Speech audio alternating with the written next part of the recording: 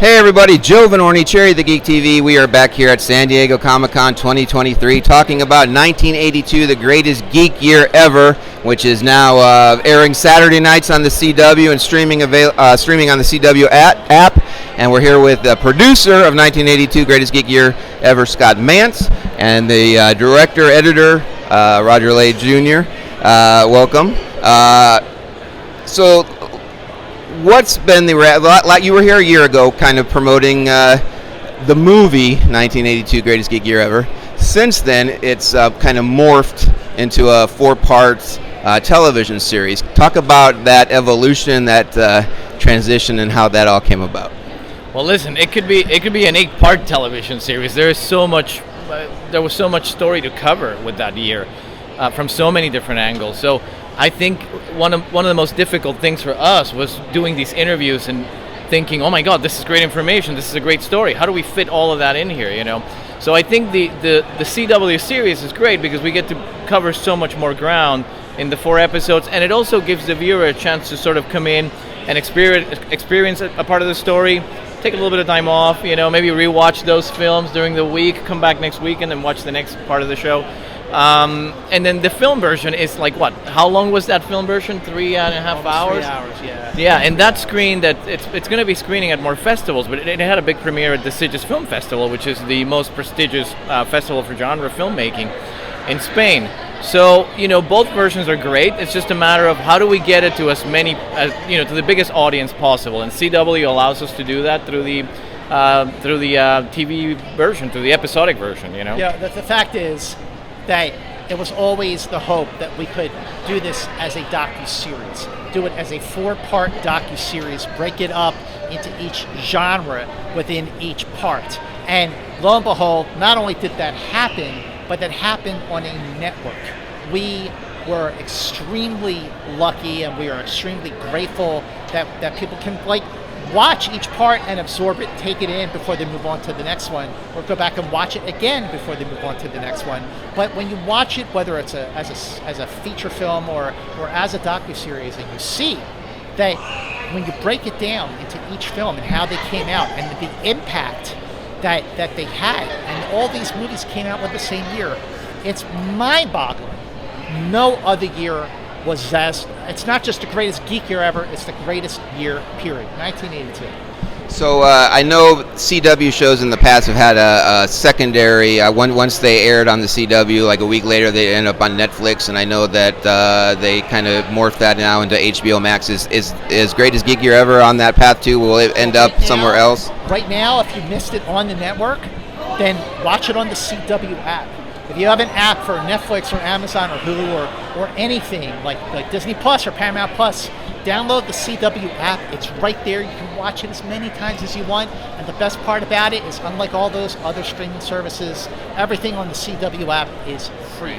It's ad supported, but it is free. So you can watch it over and over again. And we worked on it.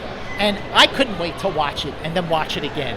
Because A, I'm proud of it, but B, there's so much that I missed. Yeah, I was saying that on the panel, that there is so much information crammed into every episode, and it's not like it's overwhelming to watch. It's just that it's a lot of details, and you watch it again and you go, I forgot about that, I didn't catch that, It just keeps pulling you in, which is fascinating. And I think the idea of the genres helped us, right? Because thematic, it's broken down into genres, so all these films kind of connect in a way, So it's a fun viewing experience, I think. So as we're recording this interview, the first 2 episodes have aired on the CW. We got 2 more to go.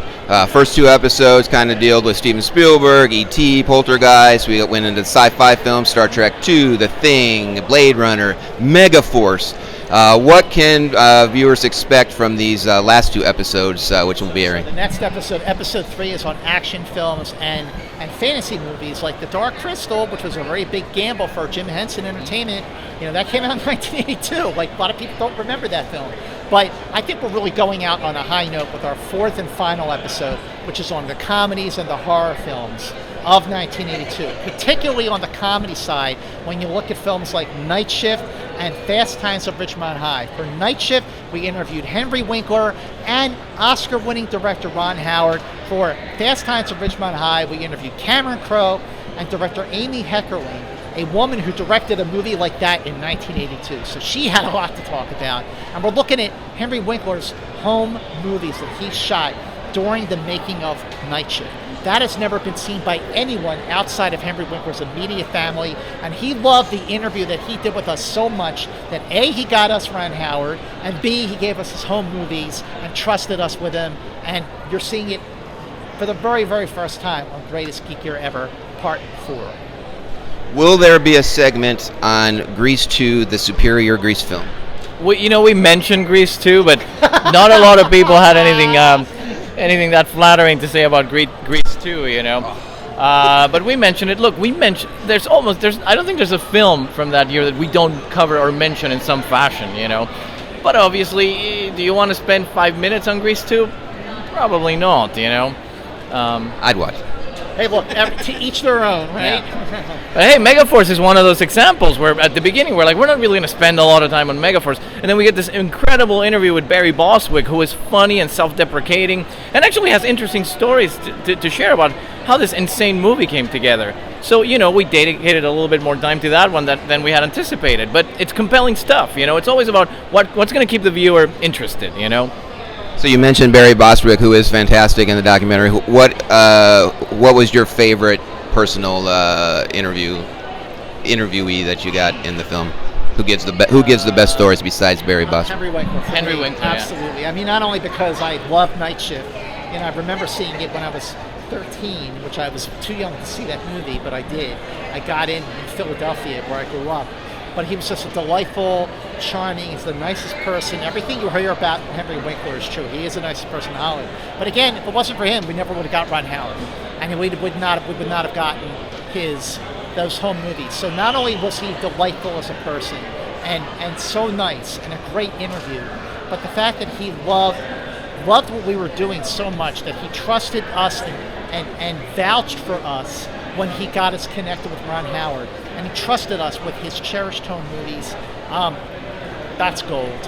Also, near the end there, I got to mention someone like Roger Corman, because I don't know that Roger's going to do that many more interviews over the next couple of years. He's certainly winding down in terms of his career and being out there and speaking about the films he's done. So we had a great hour with him, and he covers a lot about sort of that era in terms of how movies were made, how he got movies into theaters like Forbidden World, So that was a really kind of interesting interview as well, to spend some time with this guy who's made so many movies and launched so many careers. Again, not an A-list name like saying, oh, Ron Howard or Henry Winkler, but someone who had very interesting things to say and someone who in a way is still a film icon, and Bill Shatner was also a film icon. To sit down and talk to him anytime you get a chance to do that, it's always great fun, So I think the movie is just the movie, the TV show now, because we started as a movie. Yeah. It's just it's so layered so nicely with people you will recognize and people who are like we said, A-list names, but there's also people who you may not recognize, but they're gonna draw you in with their stories, So 1982, I agree, is the greatest geek year ever, but I think the world is open to other great movie years, 1999, 1984, 1987. Is this format open to looking at other years in the history of cinema? I'll tell you, when we started, that was not the case. Mark, Scott, and I spent years kind of fantasizing about how could this be a book? Could this be a docu-series? Could it be a standalone documentary? But it was always about 82. That's the year. That's the phenomenon. Now, as we started doing all these interviews and thinking about years in the proximity of 82, or even further down the line, we realized there's a lot more. There's arguments to be made for other years. And we had such a great time doing this one. It was backbreaking work. We have to say that. It was a lot of work.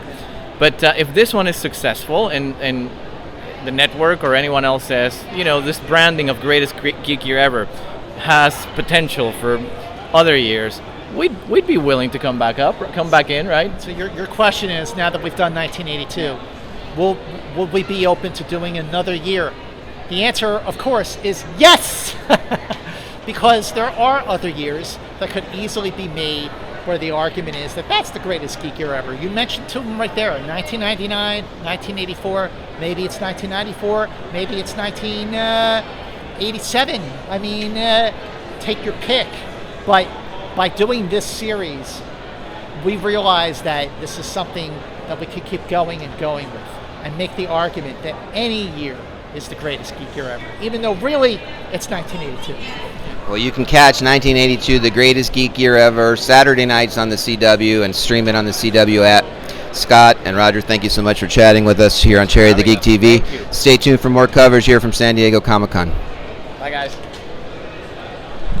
Soon to compete are some very dazzling science fiction films. There are a lot of great years for movies, but 1982 is the greatest. That's the year that I officially fell in love with movies. I can't think of a year during my life that the lineup was equivalent. Week after week, you have one classic movie after another that holds up 40 years later. It was this great moment where nerds accidentally won. There are 2 Steven Spielberg movies coming out within a week of each other. They're here. I remember calling my agents and saying, I don't know how much this is going to do for me, but I think it's going to do a lot for the world. I'm getting chills even thinking about it. It was one of the most transporting movies I'd ever seen. You could certainly argue there were better years for cinema, but there's no greater geek year than 1982.